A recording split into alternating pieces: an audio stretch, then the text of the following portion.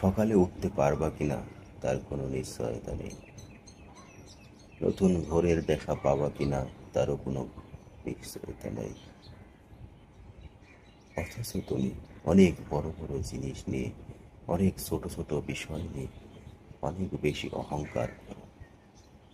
এটা যেন তোমার দ্বারাই সম্ভব, এটি যেন তুমিই পারো, এটা তোমার এখতিয়ারে। অথচ নিজের জীবনটার উপরে তোমার কোনো কন্ট্রোল নেই। যে কোনো মুহূর্তে, যে কোনো সময় ডাক আসলে চলে যেতে হতে পারে।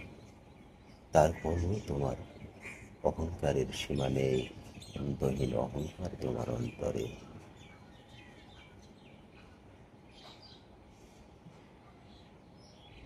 জেনে রাখবে মানুষ, অহংকারী পতনের মূল। করিও না এত বড় ভুল। এই অহংকারের কারণে আল্লাহর সব থেকে নিকটতম ফেরেশতা হয়ে গেছে, আল্লাহর নিকটতম একজন